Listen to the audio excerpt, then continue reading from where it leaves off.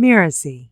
Hey, it's me, Melissa, your host for Consciousness Explored. I know a lot of you guys are interested in research about the inner workings of our brains and how that can affect our behaviors. And that's why I thought you might be interested in a show that recently launched on the Mirasee FM podcast network. It's called Neuroscience of Coaching, and it's hosted by Irena O'Brien. To give you a taste of it, we're going to run an episode from that show right here in the Consciousness Explored feed. I chose this episode because I had Goodman on my show talking about limiting beliefs, and I really like Lion. Here, he talks to Irena about our predictive brain, so I thought you guys might enjoy their perspective. And if you like what you hear, you can find Neuroscience of Coaching on YouTube or your favorite podcast player and follow it.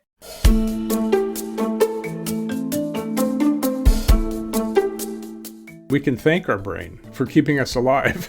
Thank you, brain. Thank you for holding on to these patterns for so long because you've helped me survive. But now I'm an adult. I'm not 5 years old anymore. And so the 5-year-old patterns that I took on, which were really important back then, they're no longer useful. And I'm ready to let those go and create some new ones. Hi, I'm Dr. Irena O'Brien, and you're listening to Neuroscience of Coaching. I'm a cognitive neuroscientist with almost 30 years of study and practice in psychology and neuroscience. And as the founder of the Neuroscience School, I teach coaches and other wellness professionals practical, evidence-based strategies to use in their own practices. I'm passionate about uncomplicating these subjects and clarifying misinformation to help more people understand their unwanted behaviors, as well as their power to change them. In each episode, I introduce a topic or concept that coaching clients struggle with, bringing listeners the latest scientific research in psychology and neuroscience. I invite a seasoned coach to discuss the topic with me, and together we provide you with useful science-based tools to help your clients reach their goals by working with their brains rather than against their brains. To truly empower your clients and promote meaningful change, you must understand how the brain works. And contrary to what you might think, the human brain is not only a reactive organ, it's also a predictive machine. And by that, I mean it constantly makes predictions about future events based on past experiences. Today, we're going to talk about the predictive brain and why it's important for you and your clients. The brain's foundational purpose is to ensure we survive, grow, and reproduce. To do that, the brain anticipates the body's needs based on previous experiences and prepares to meet them. This process is called allostasis, or body budgeting. This means that at its core, the brain is in a constant state of prediction, trying to keep us safe and functional. Every moment, every memory, and every experience we have shapes the architecture of our brain. Imagine constructing a building brick by brick. Each brick represents an experience of our lives, and the brain develops similarly. Every memory and moment impacts its structure, creating our internal model of the world. The brain uses data from previous experiences to predict future needs. Identifying threats and meeting our physiological needs are its first priority. From an evolutionary point of view, introspection took a backseat to the vital goal of staying alive. When confronted with a situation, the brain scans its database and asks, "Have I seen this before? What did I do?" This reference system is incredibly efficient and allows us to respond quickly to situations. But this tendency can also trap us in detrimental routines and biases. For example, if you were publicly ridiculed, even as a child, the brain could predict a similar outcome in all public environments, leading to social anxiety or avoidance. Your brain doesn't just react to what's happening right now. It also tries to predict the future. It can sense and get ready for changes even before they happen. Before you take a sip of water, your brain already predicts the change it will cause in your body. And that's why you feel you've quenched your thirst right after the first sip, even though it takes 20 minutes to reach your bloodstream. These predictions help us respond fast to dangers or opportunities, like spotting a hidden predator or catching signs of illness early. This is why habits and behavior patterns are hard to change. Your brain predicts what it already knows. And if you don't challenge its predictions, it can predict you into a straitjacket.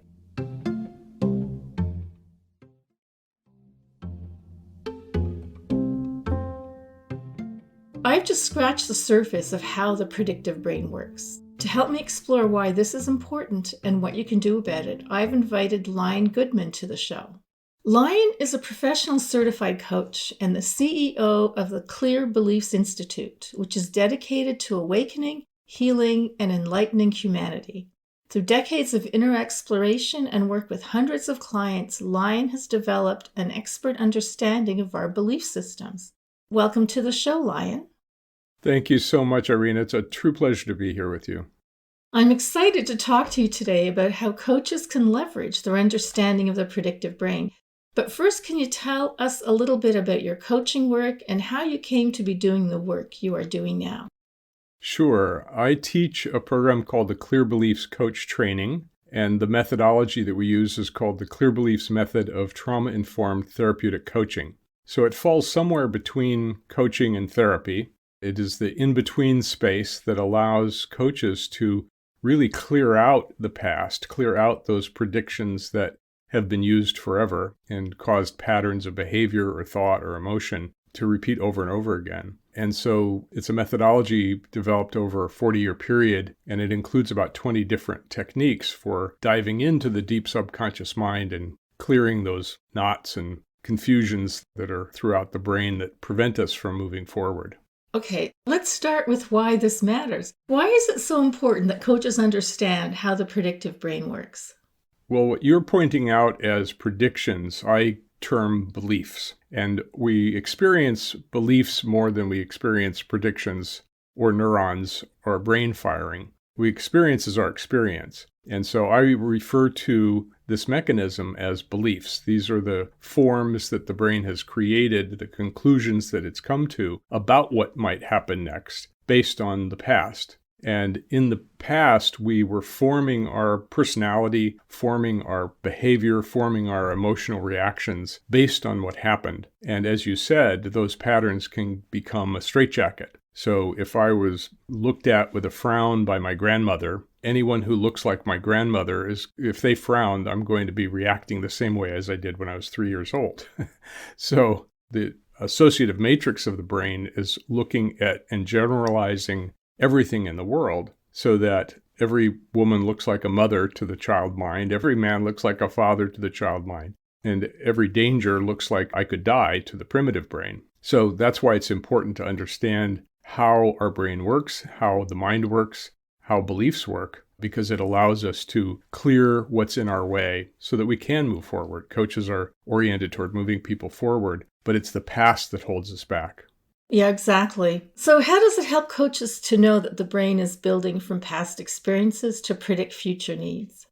Basic psychology teaches us that a lot of our current behavior and thoughts and emotions are based on the past. And this is the same thing as the predictive mind or the predictive brain. Our past is building our capabilities, it's building our self-view, who we believe we are is all based on our past experience. And so if we're operating as adults in the world and something keeps happening, like I keep not speaking up when called on, or I hold myself back from marketing, that means that there's something going on in the deep subconscious mind or in the brain, whichever you'd like to point to, that says, don't speak up. So if we could find out what that is and clear it out of the way, then when it's time to speak up, I just speak up. I'm not held back anymore. Yes, yeah. And just like you said, the predictive brain really can hold us back. Yes, in fact, everything that holds us back could be said to be a belief or a predictive mechanism, or there's lots of different words for it. Paradigms, schemas. These are the structures we build. You mentioned that we build our building, we build our personality brick by brick, experience by experience. And the experiences build up into patterns of thought, patterns of emotion and feeling, patterns of behavior, patterns of reaction. And so those are the things that get in people's way when they're trying to create a new future, is every time I go to write a blog, something holds me back, and instead I end up in the refrigerator staring at a piece of chocolate cake. So these are the real experiences of our clients and of us as coaches as well, is that we keep running into the same thing over and over again. And as far as I can tell through my 40 years of research, the only way to clear them out of the way is to go back into the past the memories of the experiences that started the pattern and to clear it at that level. There's lots of outside-in ways of dealing with it, like just do it, or put it on your calendar, or get an accountability partner. Those are all outside-in solutions to the problems, and some of them work pretty well. But to really clear them permanently, you have to go back into the subconscious past, into the memory system, and clear it out there. Then it just doesn't come up anymore.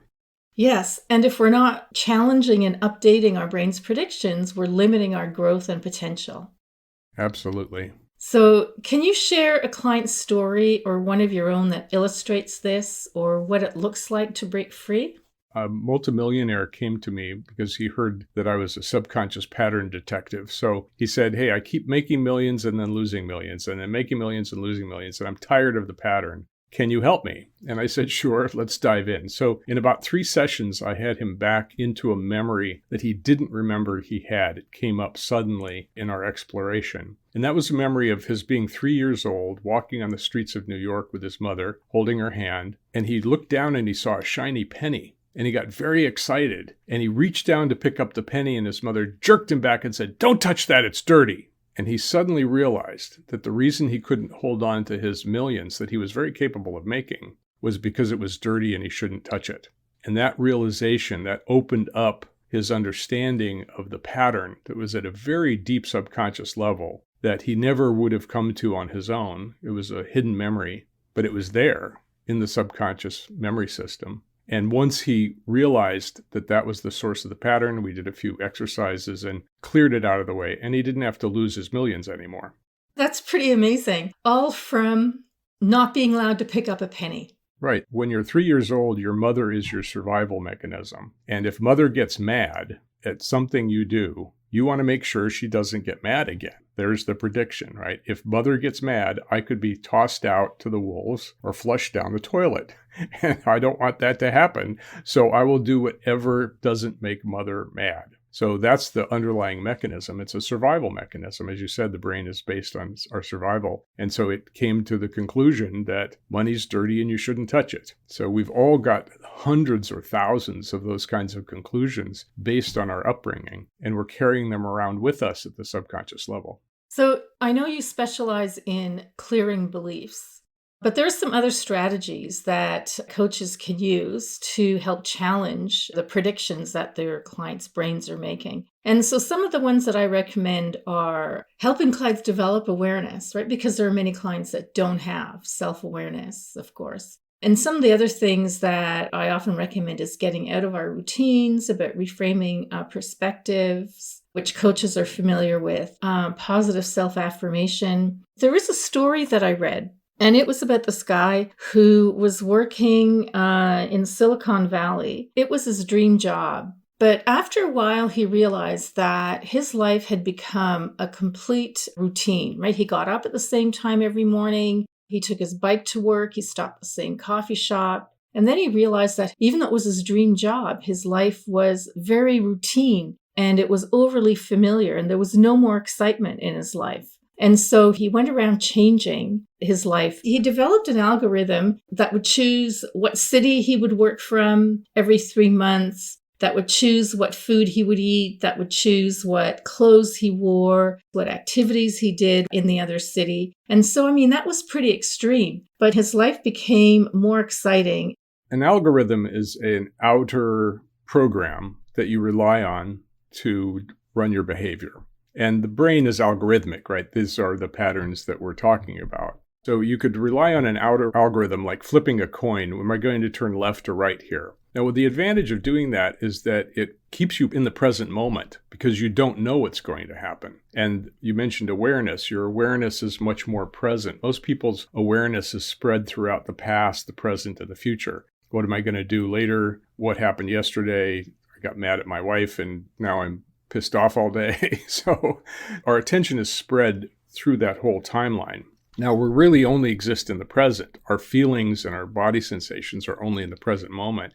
But we have the ability with our brain system to remember the past, use it and rely on it for predictions of the future, and thinking about the future and predicting what might happen and what we need to do to make it happen. So changing your routine is a great way of having more attention in the present moment rather than the past. What did I do yesterday? Or the future? What am I going to do tomorrow? So it's a very good exercise. There are a lot of outside-in interventions that coaches use, and you mentioned some of them. Just say affirmations.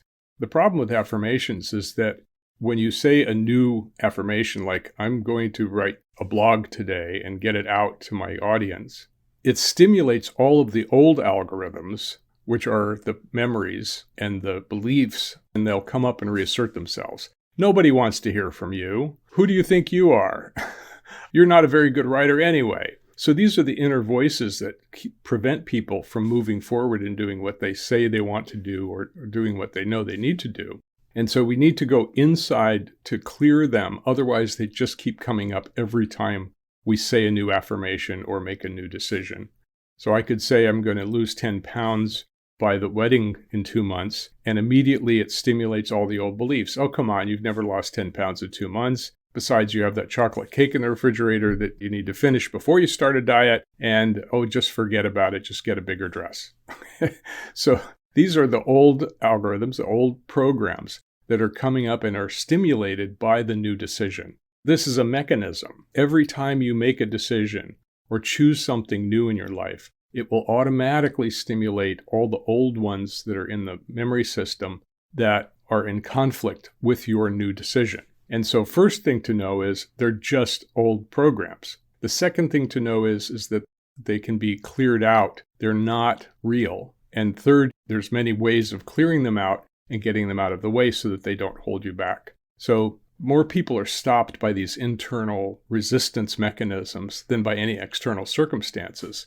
Yeah, I agree that positive affirmations and the way that most people use them really don't work, right? Because your brain doesn't believe them because it's based on past experience and it's never worked before. But there are a couple of ways that I teach that they do work. And one of them is the directed abstraction technique. That's the official psychology term for it. But it goes like this. So this went well today because I am. Right. So my talk went well today because I'm a good speaker. Right. And so it has to be something true. Right. And so then you start, if you do some of those every day that are true, then it can start changing how you think about yourself.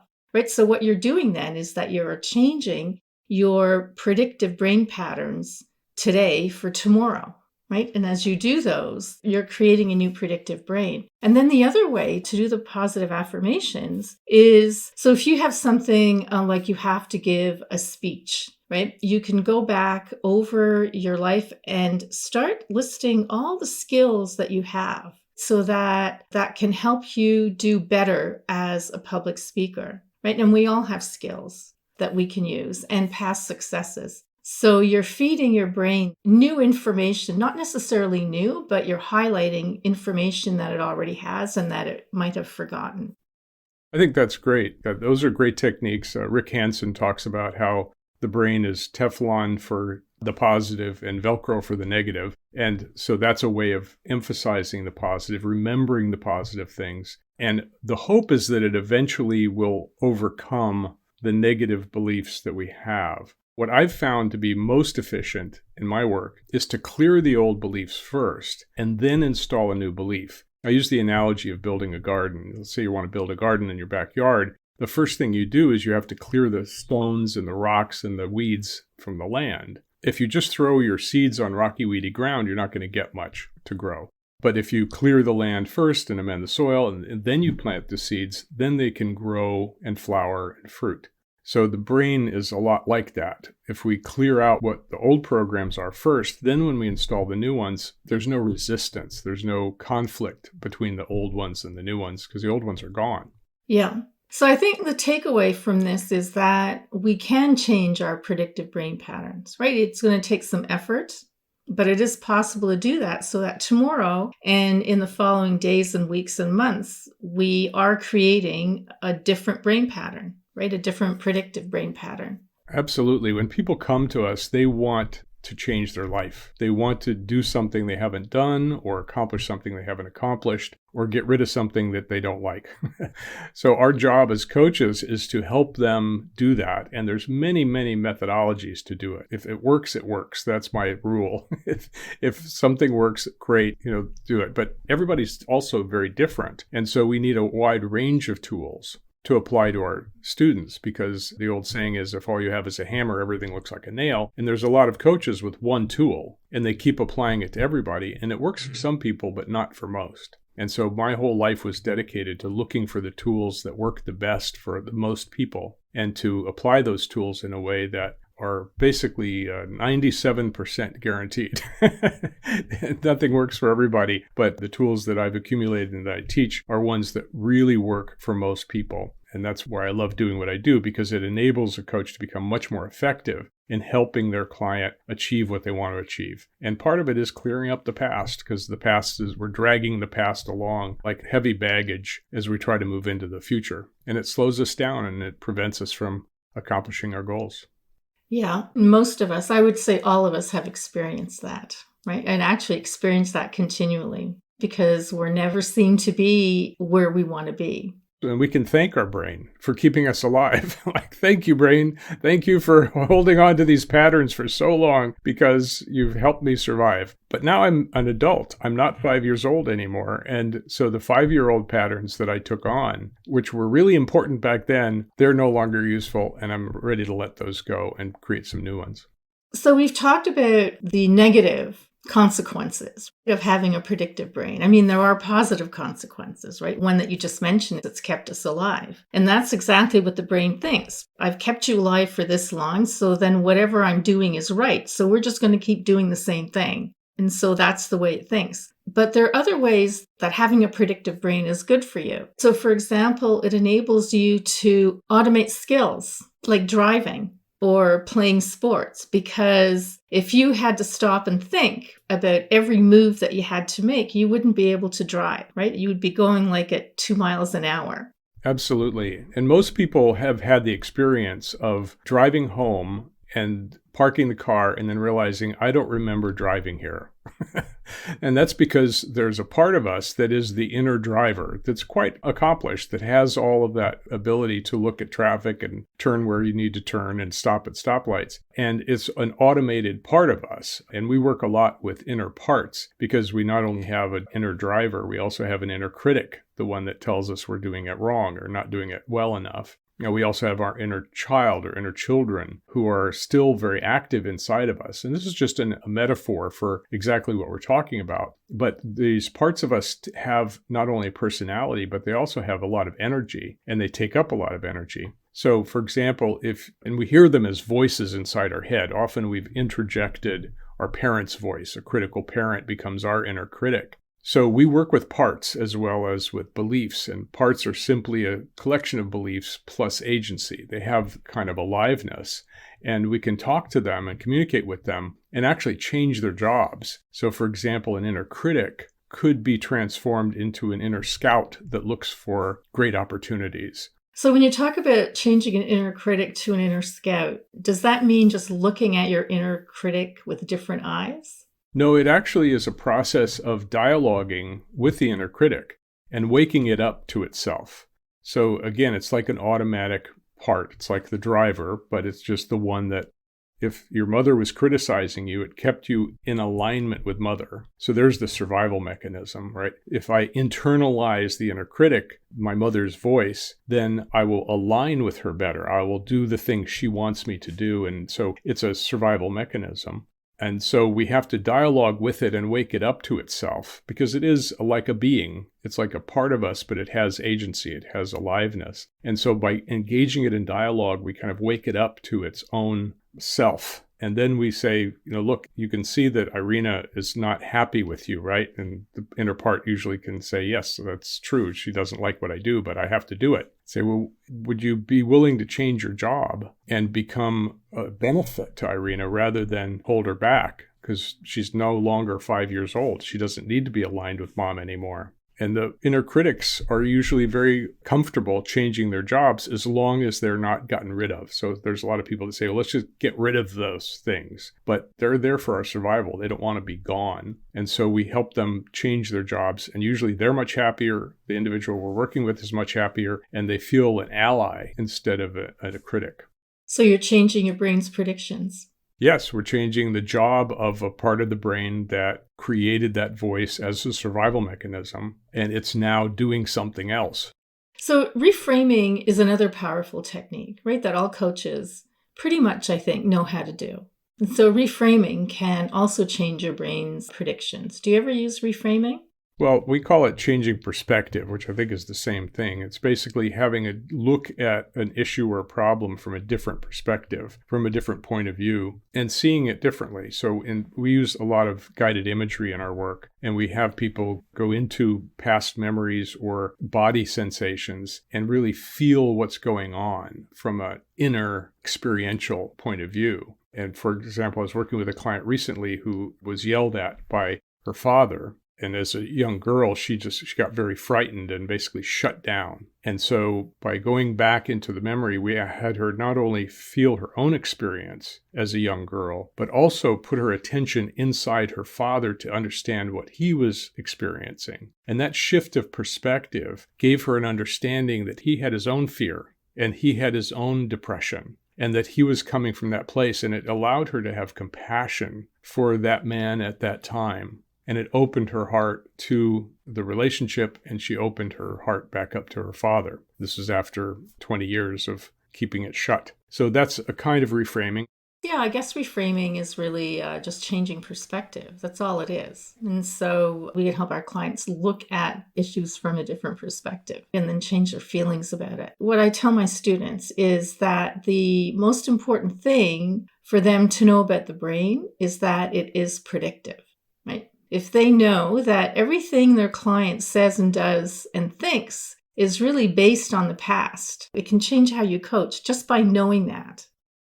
And so I think that the takeaway really is that we can change our brain's predictions. It's not always going to be easy, right? But it is possible to change our predictions so that tomorrow it's predicting in a way that you like better than what it's predicting today and still keep you alive. Absolutely. Yes, that's a good, important part to add to it, because if the predictive brain thinks you're going to die by changing something, it will refuse to change it. So we have to involve all the parts of ourselves in that change and make sure everybody inside, all of our different parts are okay with that change. But yes, when that happens, life is different and it looks a lot brighter and there's a lot more possibilities. Yes, the one thing we haven't talked about is that that's why habits are hard to change. It's because once you've created a habit, your brain is going to keep predicting that, right? And that's why habits are hard to change. You have to change your brain's predictions in order to change your habit. The brain is habitual. Our nervous system is habitual, and that's what we're calling the prediction machine. So a habit is simply a prediction that if I do the same thing, I will have the same experience, or I will be safe. If I lock the door 12 times, I will be safe. Okay, so thank you, Lion. Thank you, Irena. How can people get in touch with you and find out more about your work? For coaches, therapists, and healers, practitioners, they can go to clearbeliefs.com to find out about our Clear Beliefs coach training. And for those who are interested in my other writings, they can go to liongoodman.com.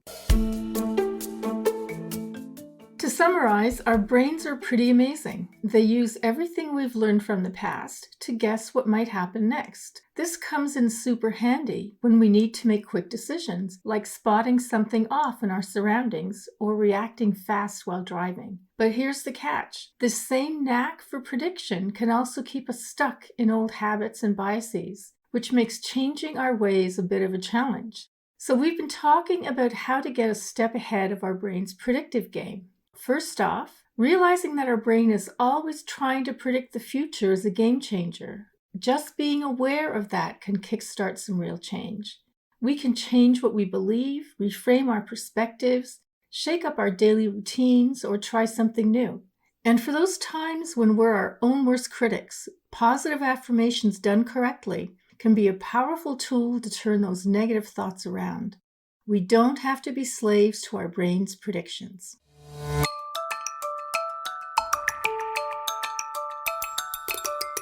I'm Dr. Irena O'Brien, and you've been listening to Neuroscience of Coaching. You can find out more about me at neuroscienceschool.com.